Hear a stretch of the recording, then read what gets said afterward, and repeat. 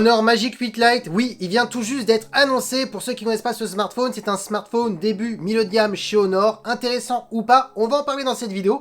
Mais avant de commencer cette vidéo, si vous êtes toujours pas abonné à ma chaîne YouTube, abonnez-vous, allez 100% high-tech. N'oubliez pas de vous abonner aussi à mon TikTok pour suivre mes lives quand je parle d'actu et je réponds aussi à vos questions en direct. Et si vous voulez acheter ce smartphone en promotion, n'hésitez pas à aller voir le lien en bas dans la description. Et aussi mon site internet, parce que j'ai un site internet où je mets tous les meilleurs prix chez Honor, Xiaomi et plein d'autres marques. Donc n'hésitez pas à faire un tour, hein.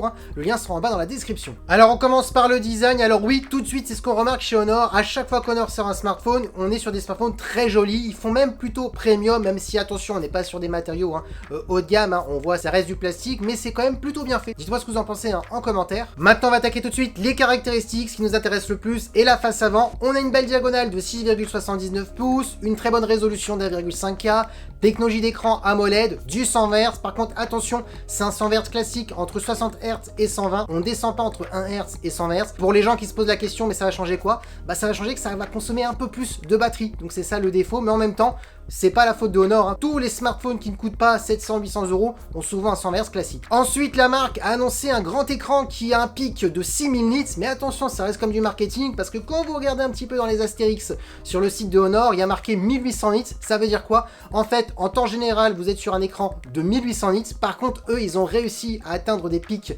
jusqu'à 6000 nits. Mais en réalité, nous, en tant que client, on va avoir du mal à atteindre ces pics. Et en plus, un pic, c'est juste une seconde, hein. C'est pas des minutes entières. Donc, il fallait quand même le dire. Donc oui, on est sur un écran lumineux, jusqu'à dire extrêmement lumineux, jusqu'à 6 minutes. Ça, par contre, ça serait un petit peu mentir. Et pour terminer, on a une caméra frontale de 16 mégapixels. Donc oui, pour l'instant, on est sur un bon écran, surtout pour la gamme de smartphones. Maintenant, parlons de la partie photo. Et c'est souvent le point fort, hein, de Honor. Malgré que Honor n'appartient plus à Huawei, ils ont quand même gardé le savoir-faire de Huawei. On va pas se le cacher. Par contre, attention, ce Honor Magic 8 Lite n'est pas le smartphone le plus polyvalent. En même temps, c'est normal. On est sur un début milieu de gamme sur ce smartphone. Je vous donne les caractéristiques. On a un très bon capteur principal de 108 mégapixels. Ça va être le meilleur capteur qu'on va retrouver sur ce smartphone. Et on a ensuite un ultra grand angle, donc c'est bien pour la polyvalence. Par contre, déçu, on est sur un simple ultra grand angle de 5 mégapixels. Souvent, on a minimum 8 mégapixels. Qu'est-ce que ça veut dire? Bah, ça veut dire qu'on va pas être sur un très bon ultra grand angle. Donc, ça va être vraiment un petit ultra grand angle qu'il faudra pas être exigeant. Voilà, c'est ça qui est un petit peu dommage. Donc,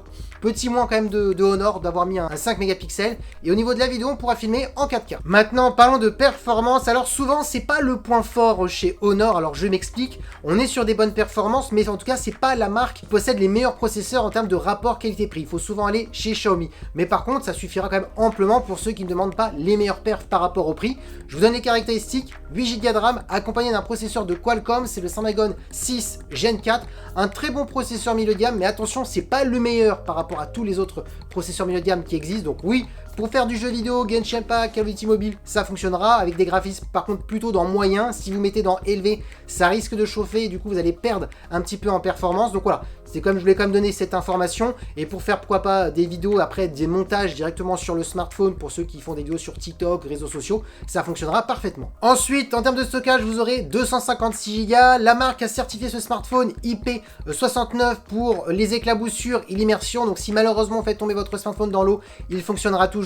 Ils ont aussi certifié ce smartphone comme quoi il peut résister à des chutes de 2,5 mètres. Bon, ça je trouve souvent que c'est du marketing parce que bon, une chance sur deux, le smartphone peut quand même se casser. Donc ces certifications-là ne veulent pas vraiment dire grand-chose. Donc je voulais quand même le dire pour que certains vont me dire « Ah, tu n'as pas dit cette certification ». Je préfère quand même le dire, mais bon, ça reste du marketing. Ensuite, par contre, le gros bon point sur ce Honor, et ça va être vraiment l'argument peut-être pour certains pour acheter ce produit, eh bien c'est la grosse batterie de 7500 mAh avec de la recharge de 66 watts.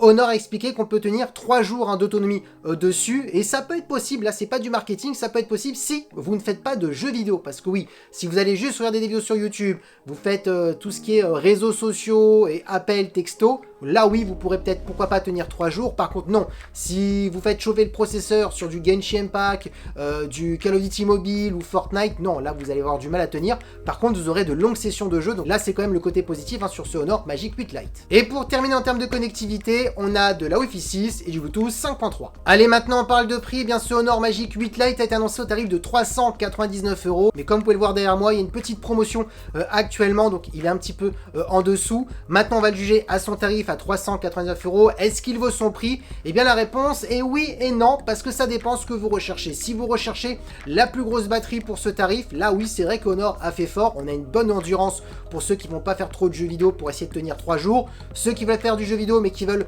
pouvoir tenir une grosse journée sans recharger son smartphone, ça sera possible parce qu'on a en plus un bon processeur. Certes, c'est pas le meilleur rapport qualité-prix performance, mais en tout cas, on pourra dans la globalité faire pas mal de tâches, jeux vidéo ou même hors jeux vidéo.